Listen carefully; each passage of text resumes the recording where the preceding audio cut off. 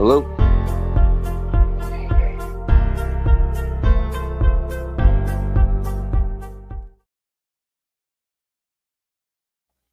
Dude, today is about to be something. Hold on, Augie. I gotta Sorry, make guys. sure we read the part, so I gotta put you on mute for 2 seconds. Joseph!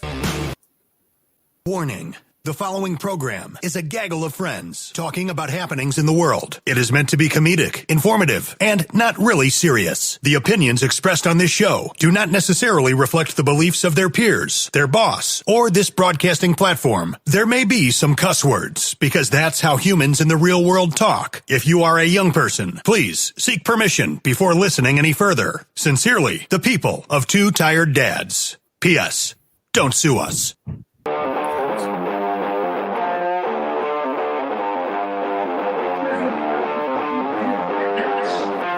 We're on a WWE stage right now. Coming out with a pyro pumping. God, we're doing things a little different now. Dude, New Year's, new us. Hey, Steve. Are you ready for today? You even know what's about to go down? We got Josh Augustine here. First and foremost, hello, ladies and gentlemen. Josh, I'm going to put you on the mute till I bring you in. Give me like 3 minutes, baby. But first and foremost, ladies and gentlemen, my name is Devin James, and I'm here with my good buddy, the other host. Hello. Introduce yourself, Daddy. Hey, Stacy Bonds, you know the drill. Laughter is good for the soul, baby. That's right. Everybody, right now, I am just feeling myself. I have shaved the beard, therefore, I put on the lucha mask because I feel just so fucking naked. And I had a really good day, and I decided to start drinking. And then once my boy Augie was coming on, and I posted some shit that he was coming on, and next thing you know, Austin Midkiff's calling him out, and Augie's like, Austin, you haven't beat anybody legit. The only person legit that you beat was Devin James, and everyone knows that Devin James just was like slipped on a banana peel on the way down to the catwalk, resulted in me twisting my ankle, therefore it twisted my kneecap, therefore it twisted my collarbone, therefore it twisted my eyeball, therefore it twisted my ball sack, and then therefore even my walkout music was off by like 2 seconds, and it just threw me off. Therefore, Austin beat me, which that's a legitimate win because everybody knows I am the strongest cousin, especially when it comes down to me and my cousin Nathan. So we're going to just skip that part. But AC, baby, how is it feeling to be back, Daddy? Man, look, I realized I'm an old man. I ain't even going to lie to you. My first day back to work, I was 8 o'clock. I was asleep. I was like, what the hell? Second day back to work, 8:30, knocked out. I'm like, all right, something's got to give. Something's got to give. But I'm loving it, honestly. I didn't realize how much I love what I do. Like, it's... You sounded great, Daddy. I sounded great. I appreciate picked up some of your shit, but hey, man, we got to bring Augie in because he's in a fight camp. You know what I mean? And I know he's definitely bring him in. I'm Augie, like, let me just paint the picture right now. One, he's probably tired as fuck. He's probably waking up at like 4 a.m. just to piss, whooping people like, ass measure the water that he can't drink. He's probably eaten like 12 ounces of chicken with no salt, no teriyaki sauce, and he's probably drinking salsa as like a nighttime snack. I mean, somebody who knows it from who had it, and I'm getting him to laugh because he is one of the most serious motherfuckers, but he knows I've known this dude for 10 years, and I can make him laugh just like anyone, which is why everyone loves the Devin James and the Stacy Bonds. Ladies and gentlemen, we have Josh Augustine on the show. What's up, guys? Daddy. Hey, thank you guys everybody, for having me on. shut up! You guys are having me on the show. Go ahead, I'm sorry. Oh, definitely. I'm excited to have you. I got some deep questions, but... Oh, shit. How deep we going? Dude, we are going to deeper the mind than of a fighter, because Owen Kennedy. I don't do it. So I just I wonder with everyone who does fights, I'm like, how the fuck do you get the balls to hop in there and just go? I'll street fight one thing, but a controlled environment, I'm limited. Like, Yeah. so how do you work up the courage?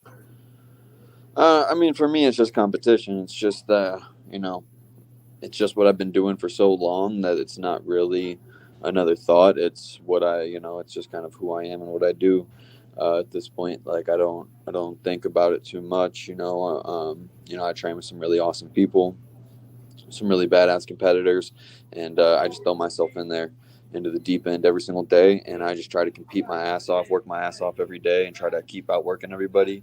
And I want to show those results. I want to show how hard I work whenever I step in there. So, I don't worry about what people think or what people say or the results too much. I'm going out there to cement my legacy and to be one of the best athletes of all time. Hey, that's what's up. Fuck yeah! I do have a question. I'd like to paint a picture of how long I have known the Augustine, which is why I became a fan from the get-go of the Augustine. So the Augustine that I met, this was about 10 years ago, and he was a very not as big, and he was a very lean 135 Augustine. And here's where my loyalty stood out, because this is where, and Josh, you said we're going deep, and I like to think we're acquaintances. I can talk like this, and it's not being disrespectful, but Don't whoop his ass. I don't think he knows the story. I got fired from one of my jobs for 4 years. For me? For you, yeah. I got fired, and I was I'm not going to say where. It was at a school district, and I'm not going to say names. I'll just say his first name. His first name was Brian, and he was my boss. And I was on a smoke break, and he knows that I was doing MMA at the time, and he asked if I knew, do you know this? The typical, oh, you do MMA, so do you know this guy? That. And he said, do you know Josh Augustine? And I said, well, I heard the name, but I don't know him. Oh, that kid's a bitch. What? Sounds about right. And he's like, yeah, one of my boys was about to beat his ass on the school playground and called him a bitch. And he said he made you do something stupid, and I'm not going to bring it up. And then that is right. And he's like, and forever I'll call him a bitch. And I said, Brian, I said, I don't even know this dude. I said, but did you know I got picked on in high school, man? I said, you were a bully, weren't you? And he said, hey, man, I'm your boss. And I fucking threw my broom down and I pushed him. And I said, what do you have against people? I said, no, fuck you. I quit. And I fucking left. Dude, he triggered me so hard. And so right then and there, like, I was like, I'm an Augustine fan. Like, faux, NWO, faux life. So, like, even with all the bullshit you got going on, just know, like, I'm over here saying, like, whoa, hey, you got to give him credit, because from me, it's like, you're like me. The bullying got you into the MMA branch. Kind of tell us that story. Kind of let us know how that played out.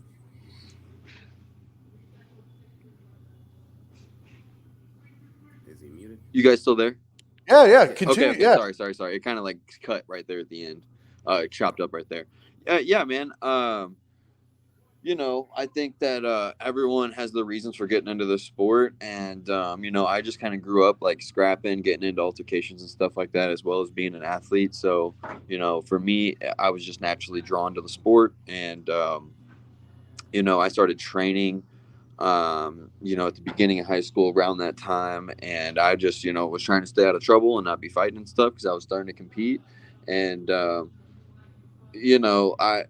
it's just funny to hear things like that. It's really awesome that you stood up for me that you didn't even know. I think we probably met shortly after that. And it's it's wild, man. It's wild how the journey progresses and how people's lives change. And, it just started as something I was doing to, train and get aggression out and learn and do all this stuff and, and learn how to defend myself. And, over the years, it's just, I've gotten, better and better and better. And, now I'm just focused on being the best fighter in the world, really. But really, it's always been about the best version of myself that I can be, and I think that's like the coolest thing about martial arts and training. That's like the coolest thing about all of it. So yeah, I encourage anybody and everybody to train. Stacy. Well, with that being said, how would you say doing MMA, doing combat sports has really changed your approach to like conflict resolution in like your everyday life? Well, I think like confidence is number one. Like knowing if anything goes down, like I'm gonna be able to handle myself and keep myself safe against pretty much everybody, and you know so that's like the number one thing. But also the more that you do it, the more like conflicts and stuff that you get in, and the more like you can see how unpredictable things are and how easy it is to get hurt and all that stuff. You tend to avoid that, almost at all costs. So I think that it just keeps you aware of situations as well. So yeah, I think the number one thing though is just the confidence of carrying yourself wherever you go, and that's why I encourage like all my guy friends to train and do jiu-jitsu and stuff, because if we're out, I don't want to be worried about you getting your ass whooped. You should be able to fucking snatch up a little guillotine on somebody or something, fucking lay some dude out if you got to. Facts, facts. 2024. You're a dad now. You're fucking one of the making noise in the scene of what you are doing. You have become one of the most dominant trash talkers when it comes just the way with your confidence in your statement of facts. And you have also fully acknowledged that I'm stronger than my cousin Nathan. And so with that being said, like you clearly know what you are talking about. When did this kind of transition? Was it to where you got comfortable in your skin, or you just became the hero that you always wanted to be? I mean, what? Because I know whenever I got, with the Sammy and Oliver, as Stacy knows with his SB3. Once we become those dads, man, we're fucking. Hey, you A can't whole fuck nother with me, level. motherfucker. So I mean, Yeah. when did this transition? Rebirth to the Phoenix. I would say just like a little bit before I turned pro. I just hit a certain level in my game and just saw what other people were doing, and I was able to travel around a little bit and train with some good people. And for me, it's just like I know where I stand. So there's no reason for me not to have confidence in what I'm doing. There's no reason for me to not have fun, speak my mind. Um, I think there's certain lines that you shouldn't cross and stuff, but it is what it is. This is the fight game. Feelings are going to get hurt. Bones are going to get broke. Friends are going to get lost. Like, it is what it is.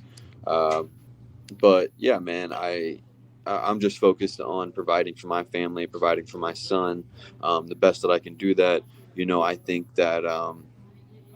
I think that it's pretty obvious the blueprint to becoming, gaining more attention, and with that, you get the eyeballs, and then you get your wins, and the notoriety comes with it, and bigger deals and stuff come with that. More tickets are sold, and it just creates more value. So it's pretty easy for me to see how you need to navigate the game. I try not to get too far outside of myself. I like to just speak my mind, um, and just have fun with this fight game, because at the end of the day, I got into this because I'm really a fan, and I enjoy watching, and I like to fight like I like to watch people fight. I like to talk like I like to watch people talk, and I just like to do my thing and have fun with this shit. Okay. Well, you said that there are certain lines you don't cross. So I'm just curious, what would you say some of those lines that you kind of stay away from, or whatever it may be? I think like you probably should keep people's families out of things, but there's always exceptions. Oh, that's the truth. There's always an Like how exception I'm to the rule. stronger than Nathan. I mean, that's an exception. I mean, he's Exactly. That's a perfect exactly. example. Perfect example. And so as right now, to where I want to take you back to the last time I got to give you a hug, which was February, where you lost against the other Josh, and that's where like I didn't get to like say goodbye, because whenever like my friends, acquaintances lose, like I know when I lost, which was a lot, like I wanted to be left alone. And so it's like, funny story. This totally really happened. Josh was actually like, "Hey, bro, can you be in my corner? Because I really need you."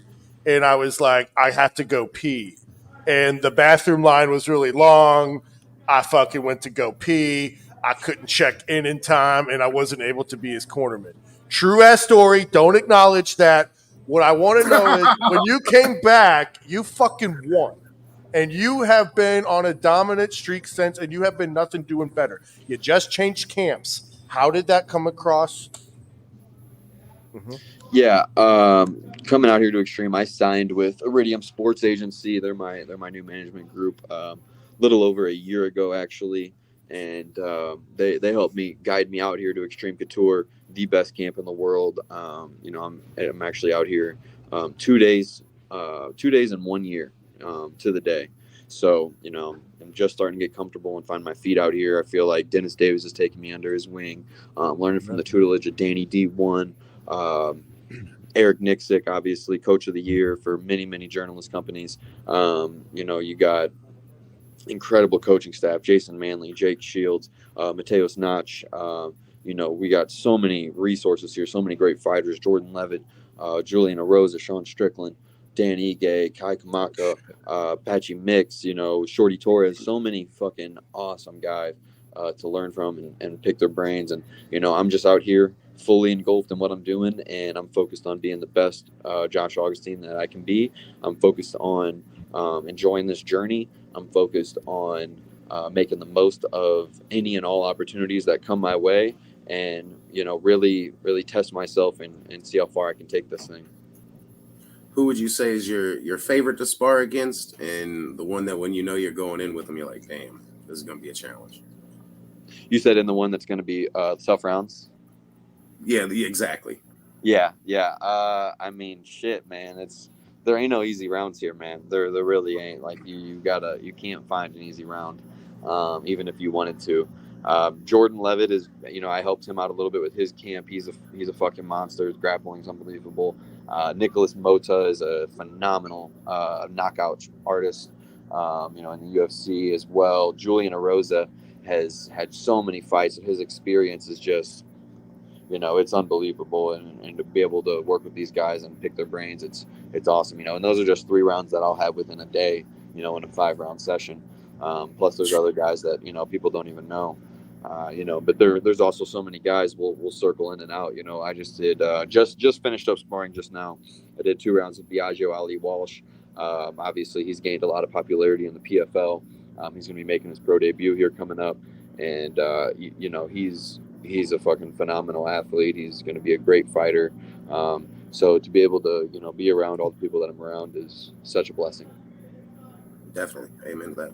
Some of the names that you just dropped. I mean, Shorty Torres and the Shawnee McStrickland. Well, Sean Strickland. I'm a troll. All I'm saying is, just imagining watching, just painting the picture of you sparring with those guys. I mean, those are different styles, and you're getting these reps in, rounds after rounds after rounds. That's very admirable, though. Super fucking rare. So what can we expect like moving forward? I mean, I don't want to like answer that, but and I don't want you to give too much away, but it's like, it sounds like we're about to see a whole new daddy. Yeah, man. I feel like my game's evolving a lot, and I just want to stay as active as possible and compete as much as possible. The next opportunity, it's nothing's official yet, so I really can't speak on it too much. But I will say it's big. It's about as big as I can get for what's going on in the stage of my career, and I'm entering camp to prepare for that. If it doesn't come through, then I'll end up booking another fight. But yeah, this is a huge opportunity ahead of me, and I think that all of this stuff is just preparing me for the top level of the sport, and that's where I'm going to be at. Well, if you could pick, for instance, what branch you go under, would you prefer, Bellator, UFC, PFL, Shamrock? I mean, there's so many now that do you have a certain one that you'd love to be with or love to get the contract with? I think that the UFC is the pinnacle of the sport. I want to go there. I want to test myself. There's only, within that company is the way that you really get really, really rich in this sport. Iridium has a great relationship with Sean Shelby and Mick Maynard. I know that the UFC really appreciates and likes my style and the way that I fight. So, I'm looking to get in there and do what I need to do to earn my contract. And hopefully, inshallah, the next opportunity comes through. And, then that will be what happens. How would you define your style for those who may have not been able to see you fight, or like what would you say is your style? I'm an athlete. You can't touch me, and if I touch you, you go to sleep. Okay, say less. Sniper. Okay, there we go. Chin checker. I like it. There we go. Super weird question. When you go become a pro wrestler, who is going to be your manager? I mean, I can't say that I'm leaving Iridium. They've been doing me good, so I'm not really sure how the pro wrestling scene works. I'm saying I don't know on what the their mic. connections look On the like. mic, not Well, behind the definitely want you scenes to say shit. his name. Oh, Okay. like a ghost. No, I need Stacy, like a ghost. Oh yeah, I might need a team for that, my brother. I can be your Samuel L. Jackson, daddy. I knew that's where you were heading with it. I'm not against that, my man. I might need that a little bit. I'm definitely going to be looking to do that, towards the end of my career. I think that would be a really fun venture. Well, I'm saying with the dynamic that you are, and it's not just a character, it's just that you see so many transitional motherfuckers. You got the Logan Pauls, you got the, and your style and your shit. I'm not saying you're like the Connor, but for those who are familiar with for all the dads, we cater to dads, not the MMA world. That's so we're just saying for the dads out there, Augie is like better than McGregor because he actually trains every day. And so what I'm saying is now, He said now. but what I'm saying is when you become to that level, do you see yourself transitioning to the sports entertainment? I do see something like that. It all depends on where you're at in your popularity and the opportunities at bay. Obviously, if I got to not throw myself off a ring, onto like taps and shit like that, if I can just like go on a movie set with Leonardo DiCaprio, that'd be way, way cooler. But if I got to do what I got to do for a check, and I'm still, striving to give my children the best life possible and stuff like I am currently, I could definitely see myself getting sauced to the gills, getting monstrously big, and just flying around a ring for 5 to 10 years and cashing out and buying some Airbnbs or something out here. Are you in Vegas? I'm guessing. Yes, sir. I'm in Las Vegas now. I relocated out here just over a year ago. Hey, that's a hell of a camp. I know the name. How far are you from the Avengers Museum? I don't know where that is. I would assume it's on like the main strip, I guess, or some shit. Yeah. Is it by the strip? How far? Okay, yeah. How far are you from the main strip? Yeah, sorry. The nerd in me is like... I'm only like 10 minutes away, man. I'm straight west of the strip, man. I'm fucking 10, 12 minutes. We're going to be down there in September. Carrie and I are. Let me know what's going on. Let's we'll be there for a week. I got invited to, it's called the Cauliflower Alley Club, which is basically like if you're a good ambassador for pro wrestling, like you get out. And because I'm stronger than Nathan, I got accepted. So, all my hard work will continue to keep my family name, which is just like, as you said, legacy. Are we going to see a Josh Augustine Limited, a Josh Augustine Enterprises? Where are we going with this, Daddy? Oh, we're going to go all the way to the top, brother. There's going to be so many things.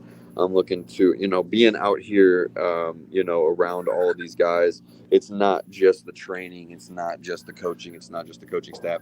It's seeing how you capitalize on all these opportunities. And, and that's not just inside of the cage. So, yeah, I'm going to be everywhere as much as possible. And that's kind of what this year is all about. It's going to be about, getting to where I want to be in my career and setting up all of these outside the cage opportunities and getting them going.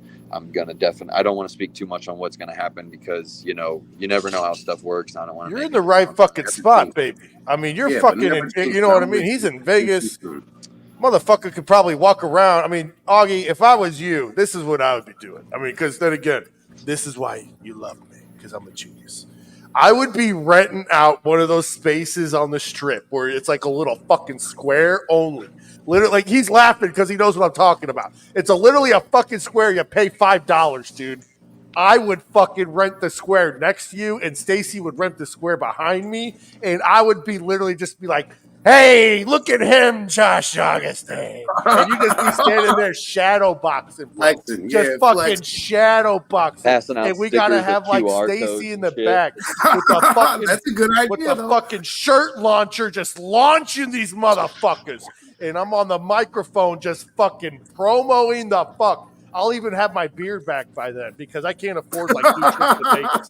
But what I'm saying is, this is gonna be fucking dope. We'll take all the money, give it to me, go to the casino, throw it on Red 19, and then see what happens. But He's like dead Red ass, 19. Play I the guess middle, I man. threw a hand grenade when I said you were coming on the show because next thing you know, Midkiff, who beat me because I fell on a banana peel, which led to me twisting my ACL, which led to my ankle, which led to my eye socket, which led to my arm and my bicep and my spine. And he choked me out because I was choking on my mouthpiece while Joe Parisi fucked up my introduction. And so that is why Dude, the introduction's mad important. Right. It is. Thank you. He Definitely. gets it. And Vision Lukenhoff confidence. denied my appeal, but it doesn't matter. But what I'm saying is, at the end of the day, Questionable. thank you. Someone who finally sees my fucking point of view when it comes to that. Nathan disagreed with me and we got into a fight. Wasn't the first time I won. Anyway, listen. What I'm saying is, what the fuck brought that on? I don't even know Or who did you're you just talking wake about. up to that? Who is that? Okay. The Who? Facebook bullshit. Austin Midkiff. I don't know who that is. Is that a Flat fan out. of mine or something? Oh, Hey. okay. Hold on. What I'm saying is, earlier on the Facebook, Austin Midkiff, I got the joke. I who love is it. someone who is commented on the book, made a Facebook post and tagged you. He called you out. Oh, you're talking about that sub 500 guy who can't make 155 pounds. Neither He's only can like I. 2 and 3 or something like that. That guy? Yes. Yeah. That's who you were talking about? Wait. Oh, well, Sounds to me like it's that's not just even worth not, your time. that's not how the business works. Like I said, I'm focused on getting to the UFC and fighting. I'm not worried about like hometown hero stuff. I know that there's a lot of people in town that are jealous of me and my success, and it's sad to see. Really, is what it is. Everyone should be trying to build each other up and trying to create a community. And what I would advise for someone who's in someone's position, like a 2 and 3 fighter, what I would say is I would go rack up some easy wins. And if you want to try and fight someone at my level, then you bring something to the table and, maybe at least have a winning record.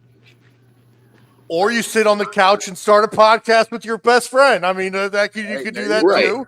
I mean, that works out You can great. do that. Or, I'm just saying, because I'm just. if someone really wanted to fight, that like that's one what you bring something to the table, you have something to offer, or at least be in the same weight class. It's all really weird to me, but something like that. Or if you really just want to scrap, then you just come out here to Extreme Couture on a Tuesday or Thursday at 3:30, and we can just fucking scrap, and we can see what happens. So I mean, because I didn't expect this shit. Jeremiah Curtright, who I called drunk 5 years ago with a gun in my hand, telling him it's done and over with, and he dropped everything and came over, pulled the motherfucking thing out of my hand and ruined my fucking night. But that's here nor there. Y'all got into a fucking little spickle speckle. I mean, I thought y'all were fucking homies. I mean, is this like Colby and Jorge in a multiverse? I mean, you guys were at St. Charles MMA. We were all fucking eating Subway sandwiches with Lucas Clay back in 2014. We already been over that. And now, like, what happened, baby? I would say there's a handful of people at St. Charles MMA that I still, see as a friend, like CJ Hunter, Lucas Clay, Shout out Lucas Julius Clay. Ingliscus. But outside of that, there's just not a lot of people that I'm even halfway fond of. I think that gym is a real shithole. I think that Mike Rogers has really run the program, not even just through the ground. That's not even a good way to put it. From what was there, it was so special, and it's sad to see where they're at and where they're headed in that direction. And I just honestly wish those guys that I mentioned nothing but the best, and I hope that they're able to cut ties with that gym and get to a real MMA program that's going to help them progress in their career. Outside of that, you know, I don't want to talk too much about personal issues. There was definitely some personal stuff that we had go on at the gym, and men handle things like men. So if we got shit to figure out, then we can figure that out. Like I said, I handle business like a real businessman. I do this thing for real. I'm not about hometown beef or nothing like that. I don't go and make fights based on that. I go and make fights based on what's the best move for my career, and that's why I'm in the position that I'm in, not in the position of either one of those guys that you mentioned. I would hate it if I was them. I wouldn't fight if I was them. I'd quit. I'd retire. So that's them, and their demons are on them. They got to live with their life. And like I said, I wish those other guys the best. I hope they get the hell out of that nasty ass staff infested gym. Well, it definitely sounds like you've moved up. That's for sure. You're in Vegas, Extreme Couture. Shout out to them. It's definitely a life change. So I like to always look at it kind of like, now that you're in a new area, you're in a new gym, what are some like unexpected life lessons that you've learned through the sport or through the gym or whatever it may be? Oh, I mean, I've just I've learned to really separate my personal life from my work. I've learned to water the relationships that I really care about. I've learned to gravitate towards people and places that not only like accept you and not only tolerate you, but embrace you. And if you have any of that stuff going on in your life, it really is just a sign for you to move on. If you feel like you're just barely being tolerated at places, you need to go somewhere where you're embraced. You need to go somewhere where you're loved and appreciated. And it's crazy to come out here and change everything and in my eyes do things the right way and go about things the way they go about. And not only have I been embraced, but I've been given more love than ever. And I just wish I would have made the change earlier. You seem happy as fuck, and that's what I could really wish for anyone. I mean, because at the end of the day, we all put on masks and shit like that. And just like when you fuck up and shave your face and get confused for the IT guy, you show up on your podcast wearing a luchador mask. I can still whoop Nathan's ass. I just want to make that very clear. Why did you do it at Christmas? I'm sorry. I actually paid him. You let him off the hook? Nathan got the last laugh because I ended up paying him to watch my house and eat all my food while I was in Florida making sure the boys ate and the boys had a good time. And so when I came, granted, the motherfucker did all the landscaping that I asked him to do. I love my cousin Nathan. But damn, that's a good guy. Of course, we fought and I won. Second, we're at the halfway point. I mean, we're really on no time schedule. We do whatever the fuck we want. Do you want to stay on before we slide into the world topic bullshit? Do you want to sign off? This is your show, your segment before I play the song of the week. What do you want to stay on for another 30 minutes, baby? Yeah, I can do 30 with you guys for sure. Oh, we're going to talk about world events with the guest for the first fucking time. So, ladies and gentlemen, before we move forward, we're going to take that break. We're going to go on mute. My boy Augie's going to slam some water, and I need you to stretch your legs because if you're like me and you said you're sparring, I know you're probably moving around a lot. I'm not trying to be a wiener. I'm trying to be a friend. Stacy, I fucking told you the show is going to be fucking dope, but here we go with our song of the week. This is called Running This World by Seven Carlson. If you are a friend of like the motherfucking 311 or the Rage Against the Machine, you're going to love these motherfuckers. Everybody enjoy that. because it's about to play.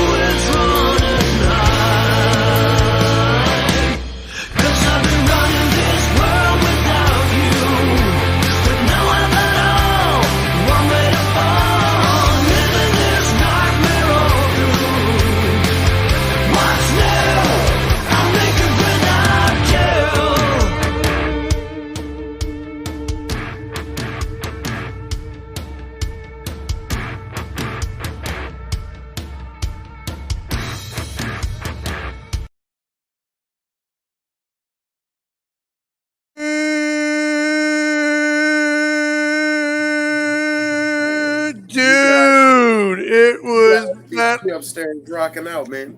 Was that song not fucking dope? Like, I feel like I could fucking just take a crowbar and start beating the shit out of a Best Buy. Dude! It's First of all,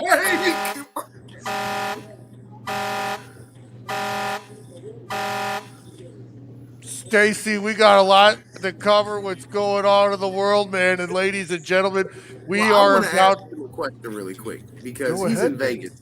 So He's in Vegas. I'm curious, what's on the world news out there? Like, have you seen what's been going on? The government lockdowns, you got buildings getting shut down, 23 states, people talking about attacking the Capitol.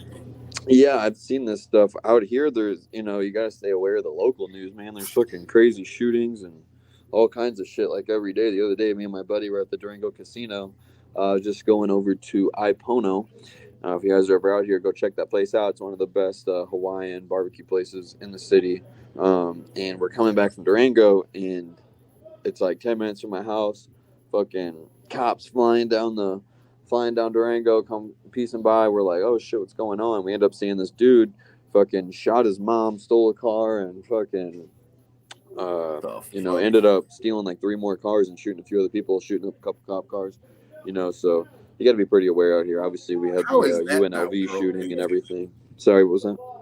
I said, how is that not world news? Like, that sounds like that should be shit people should be aware of. Dude, it happens all the time out here. There was a shooting at the MGM this past weekend as well. So, like I said, you got to stay super aware out here. Hold on, Devin. They're shooting in the casino? I believe it was either on the premises or in the casino. I don't think anyone got hurt or shot or anything. They got the guy, but someone shot it up. Stacy, we got a fucking Arctic vortex in the world, bro, and no one is talking about it. Have you heard about this? Yes or no? I haven't. Educate me. I have not. What's going on? Oh my God, you guys. Okay, motherfuckers. Let's talk about how the fuck we got here. First of all, Augie, how's the temperature over there, baby? Dude, it's like 60 and sunny. It's nice. But is it colder than usual? Sun all over the place. Is it colder than usual? Not really. Are you aware that by January 24th, we're about to have an Arctic vortex, which is already starting now? Let's talk about how we got here. Are you folks aware of the black hole explosion Go that they back released to that the took place? go No, back to the I'm backing it up. We're talking about how we got Okay. here. There was a black hole explosion in November. Gentlemen, were we aware of this? Yes or no? Not at I heard all. about the solar flares. I didn't hear about the black hole. There was a black hole that exploded light years away, and the fucking cosmic radiate bullshit caused Earth to tilt on its axis. This is verified fucking news. I already So said it's a once polar shift this year. yeah, it literally caused the black flare blast. This is no lie. It literally caused the axis to tilt off its fucking shit. So when the Earth was usually like this, it's now like this. And so what's going to happen is because that shift in the fucking atmosphere and the whole world itself, it created a big ass funnel. So if you picture a fucking water bong, when you flip that motherfucker over, how it all Yeah, goes funnels underneath. in. That's what's happening from all that north fucking So pool. we're Fucking, not getting sucked into the black hole. It's just a little cold for a while. Thank God. it's gonna be cold for a good minute because I what it don't did care is about no damn cold as long as we're not headed towards the black hole. it created a pulse, and it created a big ass flash where it caused everything to tilt. They're not talking about it, which leads to that Arctic vortex. Like I was coming in January, you've been explained. Have So we what do they heard call about the it? waves in Cali? Revert really quick. So what are they? Explain to me this Arctic vortex. I mean, what are they claiming? We're going to be sub-zero temperatures in Missouri? Like, what are they trying to say? I Yeah, didn't it's going to expect reach nobody Mexico's wardrobe. going to reach 32 degrees. Wow, that's impressive. That's fucking I crazy. did see it was going to be really cold this next week, so that would explain that, wouldn't it? Mm-hmm. Yeah, it's going to be cold in Missouri. It's going to be cold as fuck. That's why this weekend, where we want to tell everybody just a PSA, stock up on the fucking shit because shit's going on. So, what leads to me, we're going to lead this off with Augie. Have we heard about the waves in fucking California? No, I have not. God So damn it. I have Quit heard about training this. too Did you much, hear that? man. Didn't 6 people just pass away from like a rogue wave coming over basically the wave breaker and came on the Wow. shore? Yeah, it took Gentlemen, out think about it. pretty If big coast. Goku makes a big ass fucking and then that fucking causes a tilt, waves Man, make sense. It's bringing it in, you bro. don't think this Which is weather warfare? no, I don't know what it is because that brings to my next. Have we heard about the earthquake in Japan? Fuck that. Did you hear about the earthquake in New York? Which is the same day that it happened in Japan, Oh, January they had a 1st. bunch of them. They had them jump off all over the world. Have we I, heard I about this, think that it's Augie? No, this is very interesting though. They both popped off at the same day. Oh, they had several. They had New York, Japan, Iceland, Yosemite had a small earthquake. Oh Uh, shit. I will say, the reason I say, do you believe this is weather warfare? Because we already know that we can manipulate weather, right? Yeah. You know, Japan has already been hit with an earthquake that turned to a tsunami, and nobody's talking about how real life that shit ripples one way or the other, right? And you're seeing these oceans starting to recede on the shoreline. Nobody's talking about America could be hit with that tsunami, right? Now, if it's rolling off the coast of Japan, the force and the tidal, like the actual tsunami that is going to hit, if it doesn't hit Japan, where is it going to hit? My And I stomach. think a lot of people got to think about, our coastlines. Uh, Russia's already said they can generate a tsunami that could take out New York. Okay, God damn. who's to say that this wasn't a weather manipulation technique, that we trigger our earthquake there so we can mask that we're about to go to war and invade America, and then we take out New York, we take out DC with a huge tsunami, and we've already pushed inland a state Right. or two. Right, because you know what happened the same time? Did we hear about the Korea leader being stabbed? That's Oh my yeah, god, what? Taking yeah. over, baby. They said North Korea actually sent that hit out on them. That's what they're claiming. Wow. That's crazy. I mean, what I think is crazy is This is that scary. we're so close to Don't World War put two III. tired tads on Right. me. You Nobody, know you missed me, baby. nobody's filling in the blanks of what's going to really cause it. Everybody wants to say Israel, Palestine, Ukraine. Let's call it what it is. The dollar is collapsing, and nobody wants to sit out there and say, "Oh, we fucked it up." So we'd rather just go to war and cause an issue rather than own we're a fuck up. Accountability, nobody wants to take it when they need to. And we're at a point now that it's been pretty proven that America's manipulated some pretty strong climate change, like weather manipulation, okay? Where you got literally we've caused earthquakes and hurricanes in other places, and we've put water where there wasn't supposed to be water, but nobody wants to own, that we really are pushing as hard as we can towards World War III. And I'm not saying I'm for it, I'm not saying I'm against it. I'm saying that there needs to be a global reset. I think the dollar needs to come back to strength, but the only way we're going to do it is wartime. The only time you see the dollar boom is wartime. That's why we stay at war. Augie, what are we feeling, baby? Talk to me. Have you heard about it? I did not hear about the Korean leader being stabbed, but it does seem like very, very, very ironic that all these things are happening all at once. There's so many conflicts that we're involved in right now, and you hear so much about all of our funding going, to more funding going to Ukraine than there is in our own infrastructure and our own roads. Veterans. So it's really crazy to see what's happening and unfolding before us. You can only hope with this upcoming election that things are corrected. And so we all know what's coming up next. I want to say something on that too, because if we're worried about the next election, why is it that there's so many states that are literally pushing Biden through as the Democratic candidate without even... That's what was coming up next was the Trump and Biden showdown. Yeah. There's nobody talking about how you've got Maine, you've got, I think there was I want to say it was Virginia. They've already put Biden on the ballot. They're not even allowing a competition against him. They're not even running Democratic, conventions. They're not doing the debates. It's like if I've ever seen a staged presidency in my life, it would have to be now. We're controlling the narrative. And when is people, because there's a lot of MMA fighters, man. There's a lot of military veterans, like, not saying anything crazy, but like, we need the badasses to start being badass out here. That's right. It's time for a change. Put on your lucha mask and fucking go, baby. But I do want to go back over one thing with the Korea leader, and a lot of people don't talk about this, is why is it every country that the leader denied the jab coming into their country has now died? Like, that's something nobody's talking about. You got president of Haiti, you got president of Myanmar, you've got all these different countries that would not allow the vaccination in the country, and now they're all dead. And the people that take their place, all of a sudden, the day after they take their places, bring in the vaccines. Like, when do we realize we're all fucking controlled no matter where the fuck you are? And that's what brings to it, because if you're a nerd like me, and if you're a nerd like my good buddy Stacy, because at 4 a.m. what you were up doing, you were looking at the Epstein list.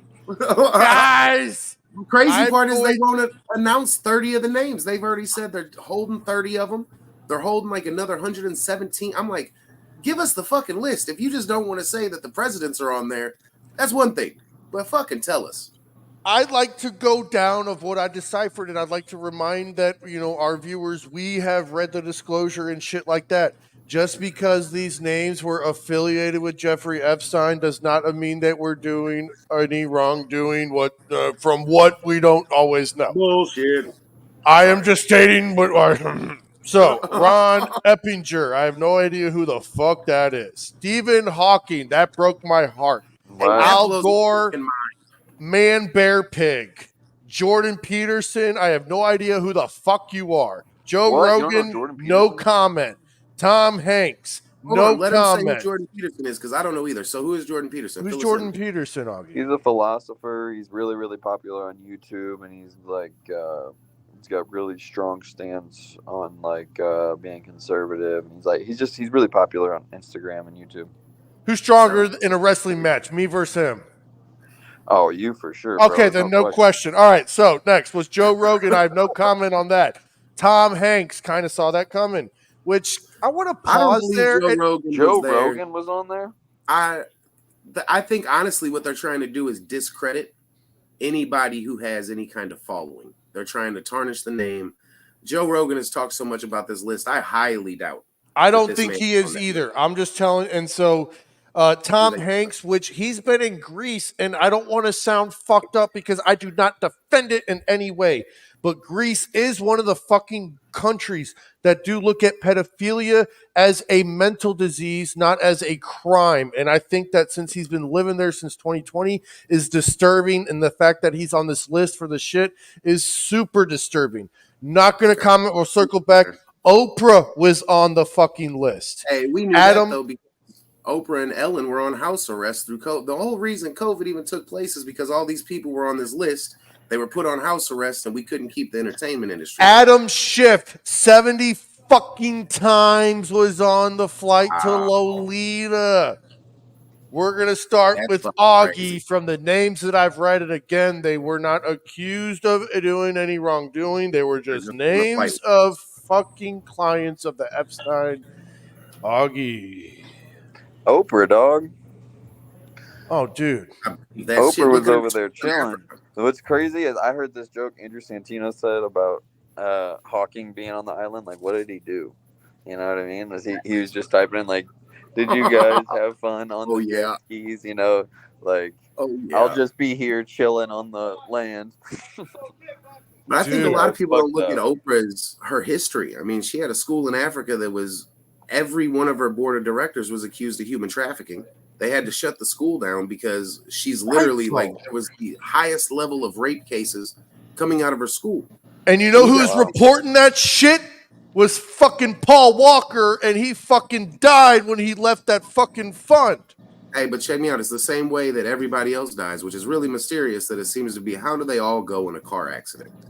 They ain't going against me. I'll tell you that right fucking now. Anyway, next. There in Vegas. That's where they're taking them out at a lot of times. Stacy, how you feeling about the people I named off, Daddy?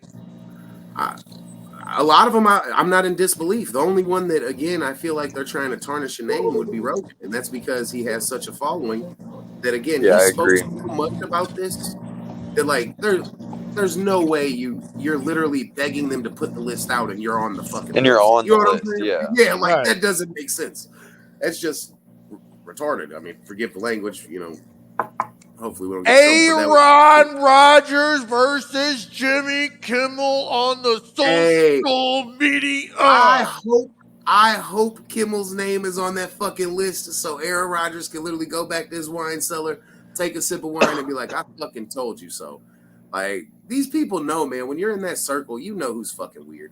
You know what I'm saying? Like, you're in the gym right now. The more connected you get, the more you just meet and know people. You're associated, you know, with different people, and you just, you know, when you just hang out with someone, you can tell if someone's off or not. I was gonna say, you're at a gym. I'm sure that you have certain people that don't name names, but I'm sure you have a couple people that you're like, man, this man's fucking weird. You know what I'm saying? And like, not only that, but like hanging out with other people through them. Like, Vegas is such a small town, and everyone of all walks of life. Like, I walked by Mark Davis, the Raiders owner, the other night on a Tuesday night when my buddy was in town. You know what I mean? Like, you run into everybody here. So, like, yeah, there's, you know. You met John Jones yet? No. Oh, yeah, I did meet John Jones, actually, at PFL. Is he Atlanta? As big as he looks on the camera? Oh, bro, John's a fucking monster, dude. I was literally blown away by how big he was, man. He's a fucking monster. And then here's the big one. I don't know if you guys heard it. I don't know if this is going to be shocked. South Africa files charges with the ICC against Israel. And for those who don't know what the ICC, International Crimes Committee against Israel, which is only another step towards global war.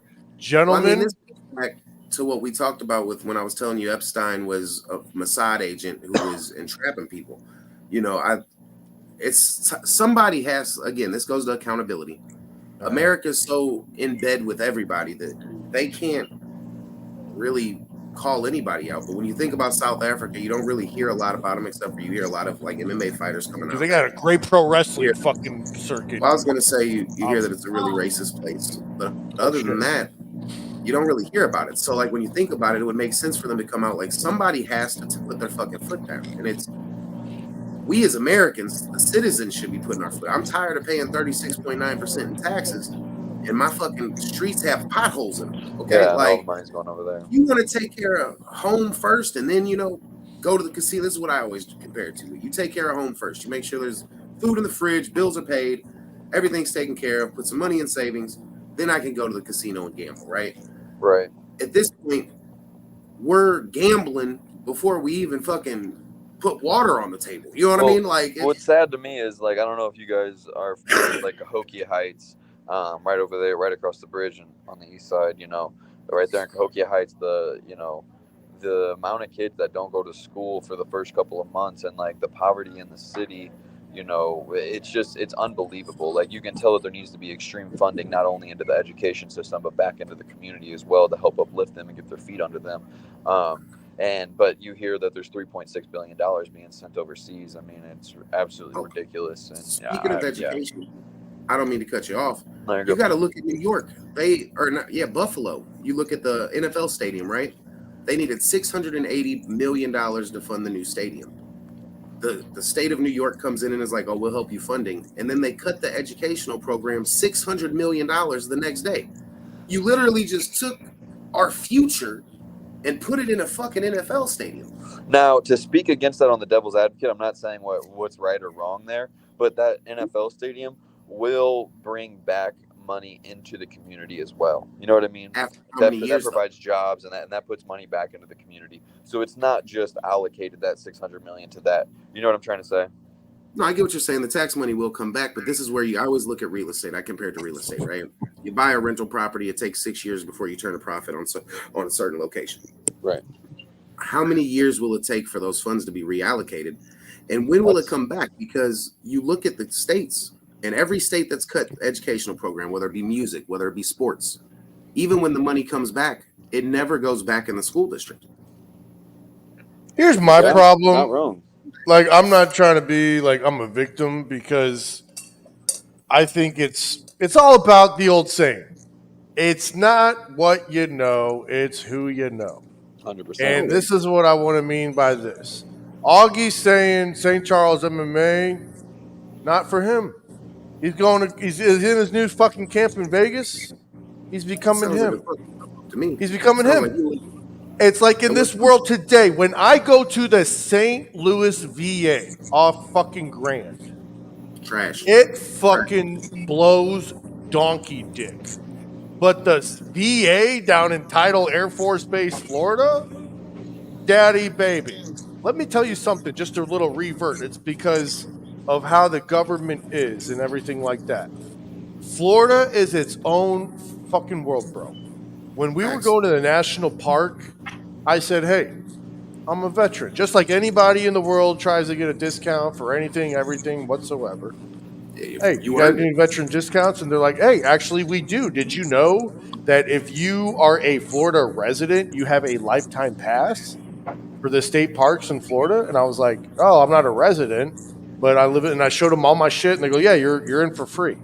Bro, every time fucking Uncle Joe signs a fucking check to Big Daddy Yachty over there in the fucking Vroshka Vrekra, I fucking get so pissed because I'm like, bro, if that money could be put back here, applied to my fucking brothers in arms and the veterans, like, bro, if we could get our benefits as fast as we got our fucking haircuts, the world would be fucking a lot better in America.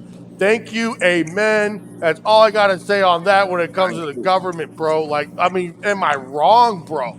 I mean, you fucking literally train us for 9 fucking months, and then you fucking kick us overseas with the fucking M16, and you say, hey, baby, you know the rules of engagement, and if you fuck up, you're fucked for life. And it's like, bro, all I want to do is go home and watch pro fucking wrestling, wear a mask, have a fucking sponsorship where, oh, I read the wrong fucking thing. Hey, fucking play the goddamn game. I don't know where Augie went, but He may have had to step away. that's good. I keep going with what you're saying. Oh, I'm just saying, dude, at the end of the day, my vote didn't get counted.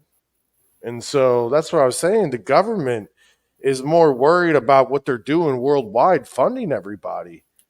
When you got motherfuckers who come home into no home. So I think the one for me, I like to compare America to, it's the guy who wants attention from the girl who would never pay him attention, while the love of his life is standing right in front of him, right? And it's, again, people don't understand how much. Hey guys, I'm sorry to cut you off, but my phone's on 1%, and I'm at the gym. Oh, hey, well, we well wish you a then, great training. Get that you bag. you were Secure the great, bag. bro. Thank you guys for You- having me on. I appreciate it. This is really fun. Hey, I want to come on everybody, and do go it again. follow Josh Augustine on Instagram, Augie_MMA. Fucking go check him out on the Facebook, Josh Augustine MMA. Josh, thank you for coming on. You are the fucking man. You are the fucking man, and I hope you have a great fucking day. All right, brother? Hey, thank you guys so much for having me on. Awesome show. Can't wait to come back on and see you guys again. Hey, we'll Absolutely. be ready. All right, my All right, man. thank you guys. Have a great night. Absolutely, All brother. right, you too. Go ahead. What were you saying, my man? Well, for me, it's just one of those things that, again, worry about your yard, not your neighbor's yard. I'm going to bring it to the HOA, right? You got all these people that want to worry about you and them and what the fuck they're doing, but in reality, cut your fucking grass, man. You're worried about me, fucking worry about you. And America needs to worry about us. Like, it's so fucking ridiculous that we have people that work 40, 60, 80 hours a week that can't afford groceries. But yet they want to stand here and, oh, there's no inflation. Oh, nothing's changed. Where the fuck do you live? It's easy to say when your salary is $250,000 a year, but you're worth 20 some odd $1 million. Where the fuck did that money come from? You know?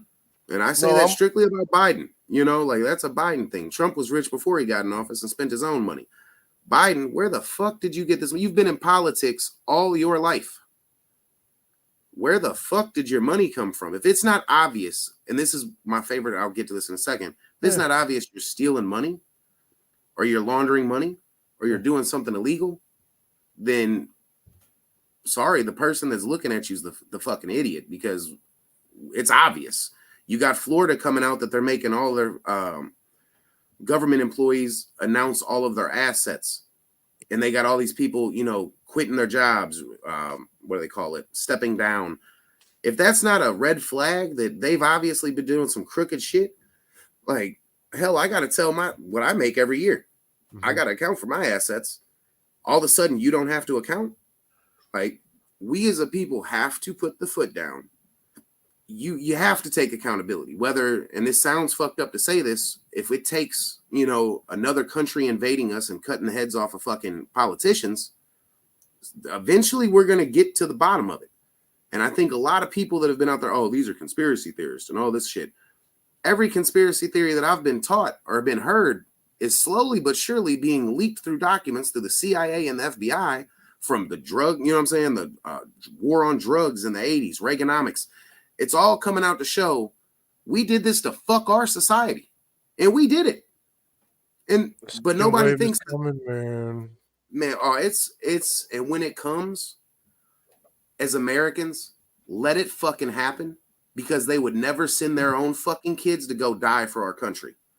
So if they want help, put your fucking kids on the front line and make them defend us first. Because if I got to learn Russian to, you know, sell car shield, so be it. But I mean, let's be realistic. If that's going to be what it takes for me to be able to provide for my family comfortably without having to worry about shit, I'm pretty sure we would all willingly, we'll figure this shit out, right?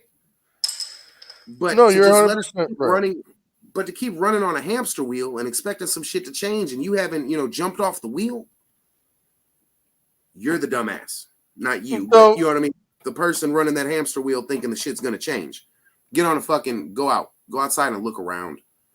You've got crimes happening where crime never happened. People are struggling. Crime follows struggle. This is a first time we're really doing this. We're live. And Stacey and I, when we started this podcast, we have stated we are the dads for the dads.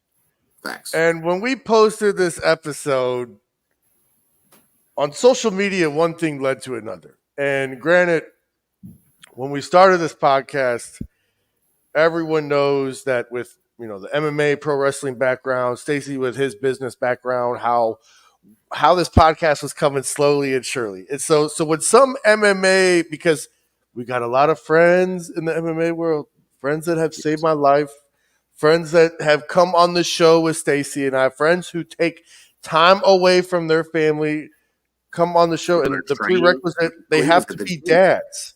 And so we got a first-time caller that wanted to be on the show. There was an internet beef. He is allowed to be on the show. This man has literally personally saved my fucking life. He has literally been training for over 15 years of his life, dealt with adversity. Surprise, not really guest, I mean, friend, but I mean, Jeremiah Curtright, bro, what the fuck happened Hey, with you and Augustine on the social media? I mean, at first I wasn't really trying to start shit, but I mean, I don't care. I'm down to fight whenever. But like, I mean, I saw the post that was shared via your podcast, right? And all I did was the emoji with the face plant. I'm like, because first of all, the dude who called out Josh, I'm just like, why to begin with? Because first of all, Josh should be fighting in Cali or wherever the fuck he's at. Like, go Vegas. somewhere else. The guy that called out Josh was the guy that lost to me when I twisted my ankle, when they played my wrong song and they fucked up my introduction, and Jeremiah was there. He even yelled at the DJ and it became a shit show. I actually had to take the steel chair out of his fucking hand.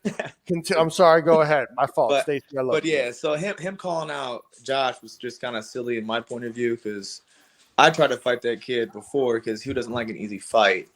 But like, that's a whole different story. He didn't want to fight me because No, I beat up too Nathan all the big. time. You know, it's whatever. Nathan all the time. But like, no. So I was just like, why? Like, why is this even? Why would he even call out Josh, and Josh take it like to that level of like it was? Well, just, let me say this for you, and this may be because we were just talking to him, and he was in a training camp. And I'll tell you, when I'm working out, whenever I'm doing whatever I'm doing, when there's testosterone driven, sometimes we're men. We don't even think about the response. We just say some smart ass shit because we're testosterone driven and we're fucking full of rage. And we want to talk about testosterone. He should have his levels checked. To be honest with you, you don't go from 145 to 55 to 70 to middle. Like, honestly, have you seen? And I say this because John Jones, prime example. A lot of the times you're fighting under your weight, right? I mean, I cut from 75 to 45, but hear me out. When you go and you get to your natural weight, and you're like, he's in a camp and he's training and he's getting to the point where that muscle mass gets harder to get off. It moves on quick, and let's call it what it is. He's in Vegas. I bet you he's eating good. You know what I mean? Like, yeah, dude, like some steaks, man. Fast. All right, yeah. But like, so I trained with him for whatever amount of years that he was at St. Charles until he left. When I came to the gym, he was a 55 or 45er. And then all of a sudden, you come back and you're fighting at middleweight. You're fighting Josh Weston at middleweight. Like, that was at 55. Or Weston? No, was it really at 185? It was either 85 or 70. I don't know, but not Jeremiah. Fucking Jared, check that right now. He has a ranked. He's 80th in middleweight, so that means he's fought at 85. To say me that I can cut to 55, there's no reason for me to. I can cut to 85 easily. That's simple. I'm like, you may have to put on some weight now because now you're quote unquote legit. But the whole it just blew out proportion because I'm down to fight. Yeah, we had beef at our gym. And, Mike was going to let us do it in the fucking gym. But I said, no, that's humblest motherfucker in the crowd. So now what are we wanting, Jeremiah? Well, I'll say it like he said it, because he said it best. And I'm a businessman, like you said, Devin. Okay. It's one of those things. What do we bring? And this is, I think any fighter would think this. What do I gain in notoriety, or what do I gain in finance? He gets to beat someone worth the shit, because we are going to be there on the 13th. Over turds. Like, look at this capology. Like, are you on there? Are you there on the 13th? Are you there on the 13th? Yeah, I'm there. Stacy and I have committed. I mean, Stacy, I'm still in. Are you? Yeah, birthday. Fuck yeah. So we are. given that I have so much money and so does Stacy, and we literally do what we You gonna want, sponsor like the fight in the parking lot? I can no. I'm saying if you We're gonna get our swears. I'm saying if you gentlemen are already going to be there, I don't see why not. That Jesse, as I call him, brother Ryan, Yeah. he will fucking tell me that I can just bring you in the cage, and I just say, Right. listen, Like, I'll give you this. April. I'll tell you What's this. going Like, on? I mean, what are you wanting? What are you What's your both end goal? want the it same would sell fucking out. I'm thing? telling you, it would bring a big crowd because everyone loves bad blood, right? Especially from the same fucking gym. All I'm saying is that the guys he's fought aren't worth a shit. He's fought two guys. Bobby Volker. Okay, yeah, I've beaten quite a few You, people that are worth a damn, he, and let's just dude. add up. So when he fought on LFA against the dude who was 4-0, he's a good fighter, right? Let him finish. Dude, I will let him finish, but just imagine a UFC has-been that tried like beating the hottest rising middleweight rising in the Midwest, and then they're like, "Hey, young guy, would you like to fight this old UFC guy?" And they're like, "Yeah, because we all know if Bobby Volker wins this fight, he's going back to the UFC." And then Jeremiah beat the fuck out of him, and then fucking just shook the world. But finish, go ahead. Yes. But props to Bobby. He's a tough ass dude. He's tougher than these young kids that are coming up. But okay, so he went to LFA, fought, and then he fought a good opponent, got his fucking ass whooped, right? Like I've been in fights where I know that hey, I might get my ass beat here a little bit, but big what to do. I don't care to get hit. Fucking, and then he fights another guy who's 4-0 and fucking he took it short notice. He thinks he's Conor McGregor, and that dude fucking kicked the fuck out of him. That leg was destroyed, right?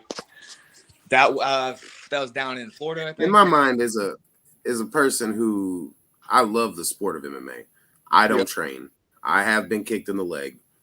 That shit sucks. That's a fucking cop out, man. Like in my mind, like I'll never forget the fight I was in. The dude kicked me in the leg, and I spazzed. You know what I'm saying? Because in my mind, I'm like, this is what the fuck we're doing. I get that, but so that's you saying that you don't train in MMA, right? So you taking the leg correct, kick not sucks, at all. right? But we train that shit, and we get kicked every damn day. Now, look, I haven't even fucking. I had lung surgery 5 months ago, and I'm like, fucking, I'll fight you fucking this weekend. I don't care.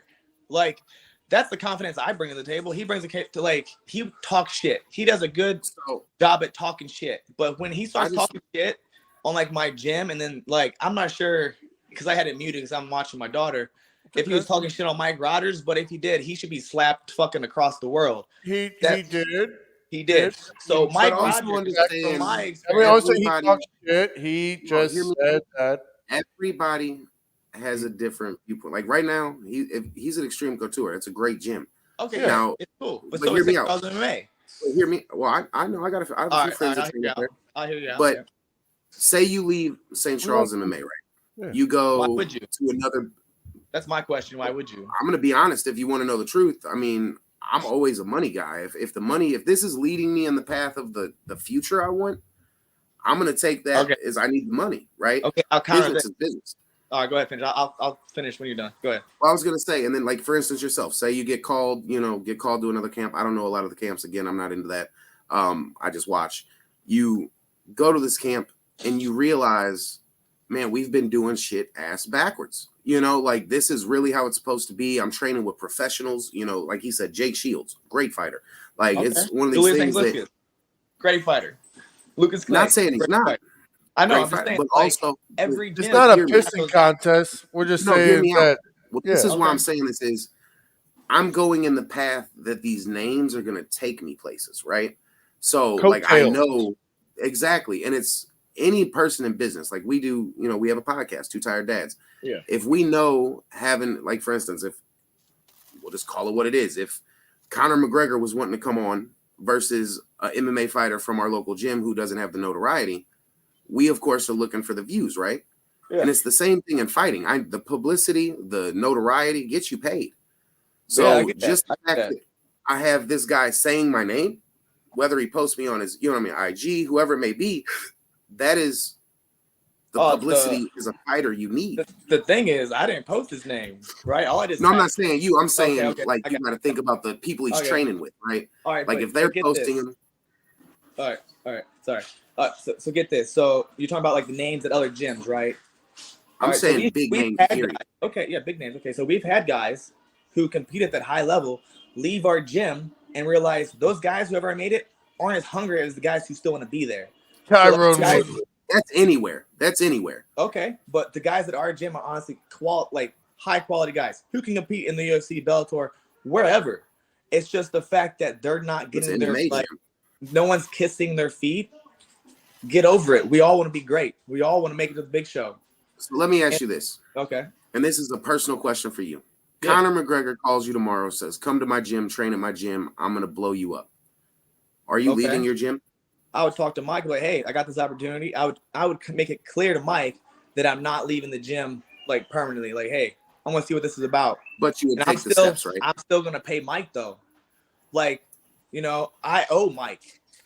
He's got like Luis did the first goal. And like, why should someone just leave where they started and leave someone who built them up to how they like? Well, how did you get the opportunity? Because Mike put time in on you. It's like it's not something that's not working. Is Mike the coach? Mike, fill me in because I want to know. Like, I want to make sure.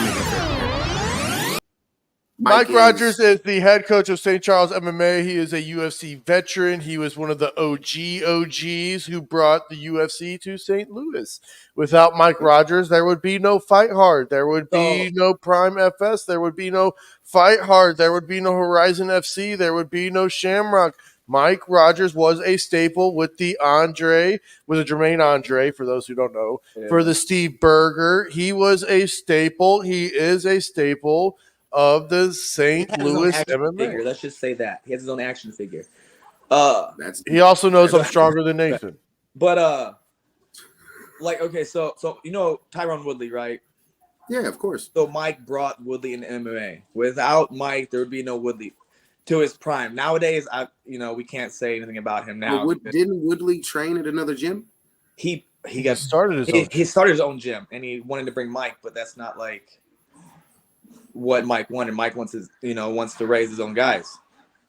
He does it because he loves the sport. He doesn't do it because he's making money off it. No, he's not making money off us. I got you. Well, he paid it to the gym. Sport, and that's what you need in the gym. You need a coach that cares about you and wants to see you succeed. But you pay to attend the gym, right? What's up? You pay to attend the gym for a service. Yes and no, but yes, like everyone comes and pays their dues, right? It's like if you go to Club Fitness, you're paying your due to go to Club Fitness to get better, right? Yeah, facts. I'm not declining that. I only say that because there is a financial gain for Mike at the end of the day. Not for real though. Not for the MMA guys. No, like because there's no more pricier. So yeah, sure, but I mean, it's not about. Let him finish, Evan. I can't hear him. Let him finish. I'm just trying to help him out. Is that it's never with Mike the way that he is because you got it. I'm just trying to get your understanding, Jeremiah.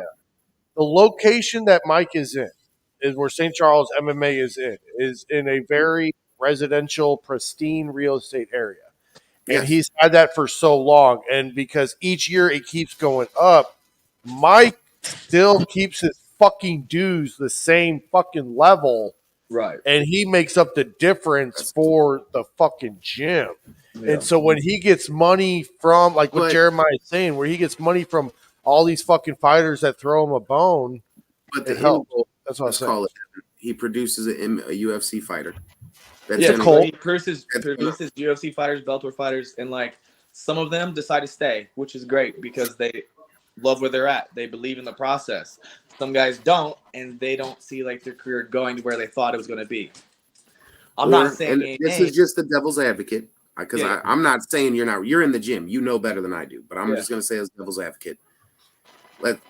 Mike Tyson would have never left his coach, right? That was his guy. Oh, exactly, for sure. But if you meet a person that this is my skill set, my skill set is being manipulated here, whereas this gym is going to specialize in my skill set.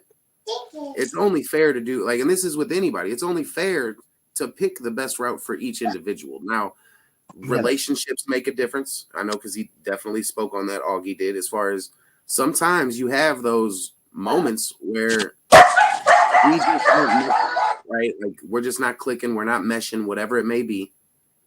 And I have to try elsewhere because either I feel limited, I feel, stagnated, whatever it may be. But you want to always give yourself the best potential. And I could only imagine as a fighter, if you have, Mike in your corner saying, let me train you. And then John Jones steps in and is like, let me train you. John Jones is the greatest of all time. I would say any fighter would be crazy not to go, right? I can see what you're saying. Extreme Couture. Augie said he's a sniper. You go to Extreme Couture, a lot of the people he was mentioning are grapplers. Yeah. The best thing you want to do is, if I'm not good at this, I need to get trained by the best at it. Not saying that Mike isn't, but I'm just saying that it only makes sense from a business standpoint. He's trying to say that jiu-jitsu is not our strong point? Is that what he's trying to say? No, I'm saying that. No, we don't. No, okay. I was think confused by that. I think STL MMA is, or St. Charles MMA is one of the premier jiu-jitsu gyms from what because I actually is 100%. Kevin about putting my son in it. I'll have to work on myself, but we are on a time constraint. But Jeremiah, I'm going to have you on a future, baby. We're going to get you booked for February. Go from your point of view because April is a long way away. Thank you for calling in, my brother. I love you, Daddy. We're going to see you January 13th. Jared, write it down because Jeremiah is going to be there at Shamrock. Stacy's going to be there at Shamrock. I'm going to be there at Shamrock. If my beard's not back, I'm wearing this fucking mask. Jesse, you better have my fucking VIP passes. Jeremiah, I love you. I'm pushing you off, Daddy, because Stacy, as you know, dude, bro, this shit's unfolding in front of us as what we fucking talked about was happening like on week fucking 1, bro. Yeah. Tell us when we're telling lies. I will say, I just want to say I wasn't showing favoritism. I'm just saying, like, from a businessman's point of view, I'm always going to go where the dollar is. Not saying I'm going to leave a company for it, but if I know that my future is brighter over the next 5 years here, you can only do what's best for you. And I understand there being bitterness. You left the gym, whatever it may be. But as a father, and I think we both would agree here, I'm never going to take the road that's going to stop me in 6 months when I could take the road that's going to stop me in 10 years. Hey, you know what? You know what? You're right, because it fucking sells, because at the end of the day, because this shit started here, if they don't fucking let you and me do commentary on this fucking showdown when it goes down, I'm fucking kicking Doniker in the dick. Anyway, moving forward, bro, we are like 23 minutes at our time. I need to fucking eat, bro. Dude, one more fucking week and we're out of the great war of the fucking holiday bullshit.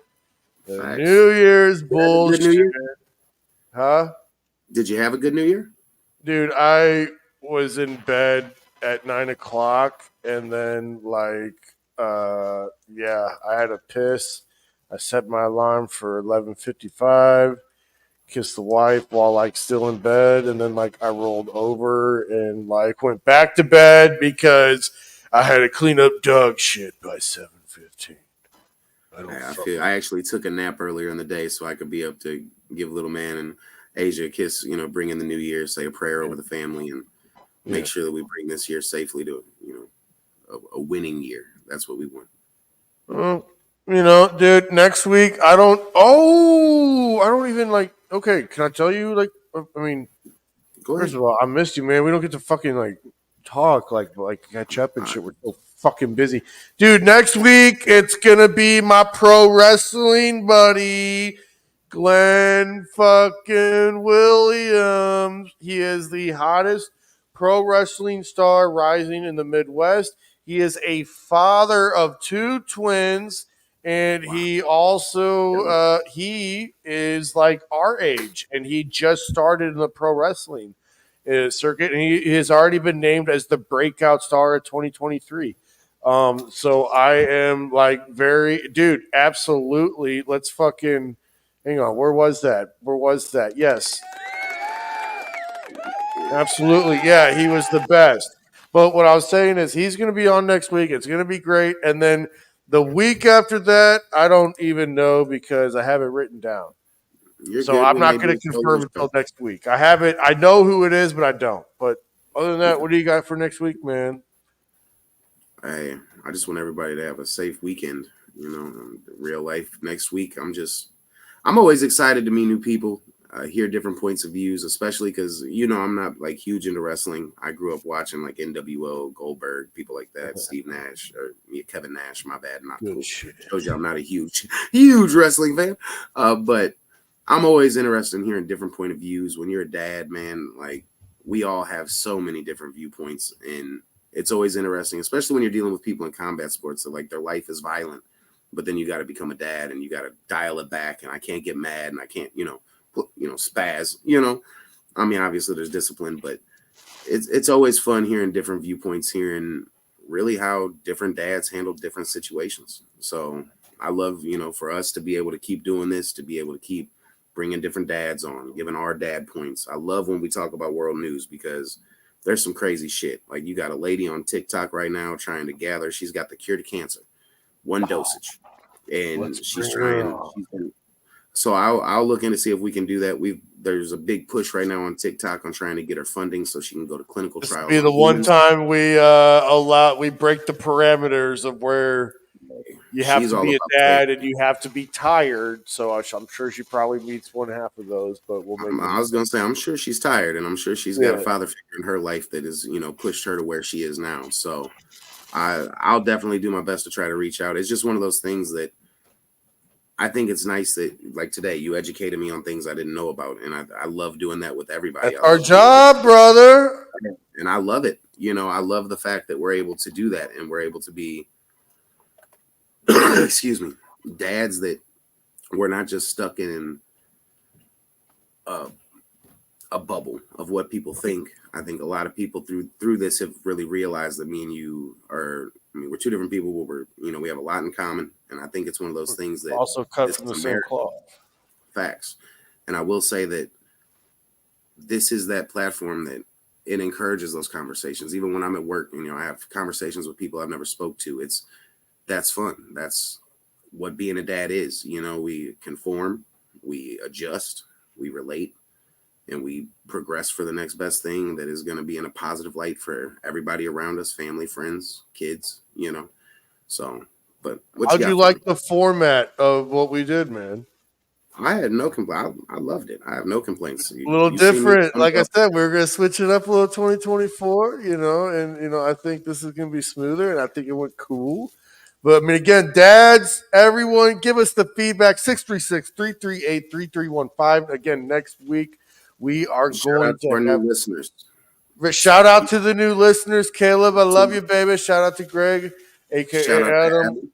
Yeah, whatever that. Thank you guys for your continued support. We appreciate it. It's always nice knowing that we're on the right path, knowing that, we have people that are in the same boat as us. And I do want to say shout out to Adam, Greg, as you call him. That's his nickname. I don't know if that's his middle name, but I know that's what we call it at work. I just want to say, I want to try some of that barbecue, man. Dude, I fucking swear, bro. I would love to too, bro. But, dude, I'll buy meat. You throw it on the grill. We thank you for tuning in, everyone. We applaud you. We don't apologize for going over longer. You just sat in your car before you went into your office. You're about to have a kick-ass day for those who didn't tune in live. I'm Devin James. I'm Stacy Bonds. We are two tired dads. Ooh, daddy. The new outro. Where's the nipple pinch, man? I don't see the nipple pinches. I don't see you getting all the news. They better give us the commentary. If Augie and Jeremiah fight, when Augie and Jeremiah, when he brings that finance to the table that Augie brings. Oh yeah, they're gonna plug us in. Drop the bass, Jimmy. We're out of here.